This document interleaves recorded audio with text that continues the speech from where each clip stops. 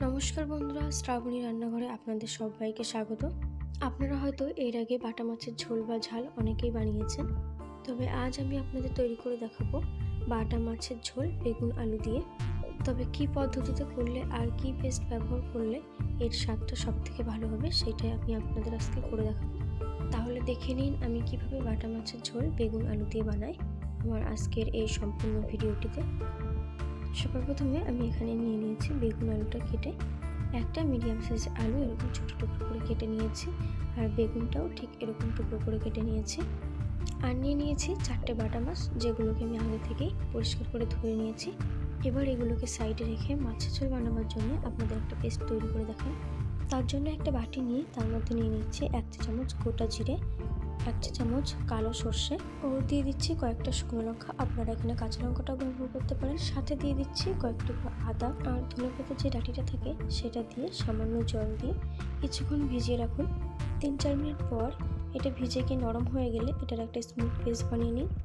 এবার মাছগুলোকে নুন হলুদ মাখিয়ে নিচ্ছি। দিয়ে দিচ্ছি 1/2 টিস্পুন নুন ও 1/2 টিস্পুন হলুদ গুঁড়ো দিয়ে মাছের গায়ে ভালো করে নুন হলুদটা মাখিয়ে নিচ্ছি। মাছে ভালো করে নুন হলুদ মাখিয়ে নেওয়ার পর এবার গ্যাসের ফ্লেমটা অন করে একটা কড়াই বসিয়ে দিয়েছি। কড়াই গরম হয়ে গেলে দিয়ে দিচ্ছি পরিমাণ মতো সরষের তেল। তেলটা গরম হয়ে গেলে একে একে মাছগুলো দিয়ে দিচ্ছি। এবার মাছগুলো দুদিকেই আমাদের খুব ভালো করে ভেজে নিতে হবে। আর দেখুন মাছগুলো ভাজা হয়ে গেছে, তুলে আলাদা একটা পাত্রে রেখে দিচ্ছি। এবার ওই একই মাছ ভাজার তেলে বেগুন আলুগুলো দিয়ে দিচ্ছি, দিয়ে সামান্য হলুদ আর লবণ দিয়ে ভেজে নেব।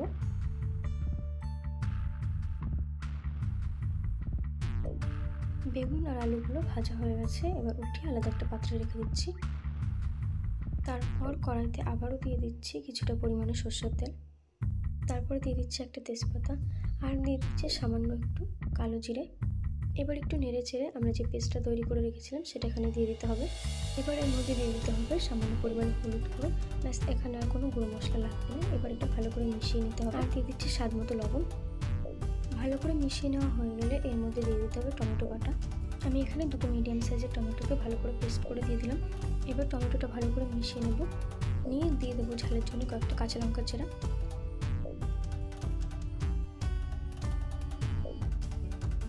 এবার এটাকে ঢাকা দিয়ে কষিয়ে নিন যতক্ষণে মশলাটা থেকে তেল ছেড়ে দিচ্ছে।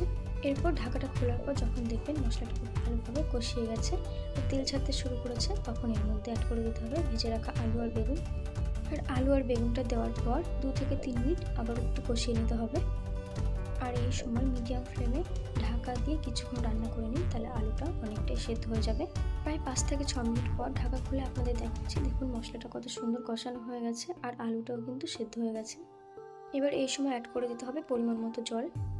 তারপর ভালো করে মিশিয়ে নিয়ে এই ঝোলটাকে ফুটতে দেবো। 2 থেকে 3 মিনিট সময় ধরে ঝোলটা ভালো করে ফুটিয়ে নিয়ে এর মধ্যে দিয়ে দিতে হবে আগে থেকে ভেজে রাখা মাছগুলো। তারপর মাছগুলো দিয়ে এটাকে ভালো করে ফুটিয়ে নিতে হবে। আমি 5 মিনিটের মতো ঢাকা দিয়ে এটাকে রান্না করে নিচ্ছি। আর 5 মিনিট পর দেখুন আমাদের রান্নাটা কিন্তু পুরোপুরি কমপ্লিট, সমস্ত কিছু ভালোভাবে সেদ্ধ হয়ে গেছে। এবার সবশেষে ওপর থেকে একটু ধনেপাতা ছড়িয়ে দিচ্ছি। ব্যাস তৈরি হয়ে গেল বাটা মাছের ঝোল বেগুন আলু দিয়ে। রেসিপিটি ভালো লাগলে একটা লাইক করবেন ও কমেন্ট করে জানাবেন কেমন হয়েছে। ও আমার চ্যানেলের নতুন বন্ধু হয়ে থাকলে চ্যানেলটি সাবস্ক্রাইব করে নেওয়ার অনুরোধ রইল। তাহলে আজকের মতো এই পর্যন্ত, দেখা হচ্ছে আবারও নতুন কোনো রেসিপির সঙ্গে। ততক্ষণে সবাই খুব ভালো থাকবেন, সুস্থ থাকবেন।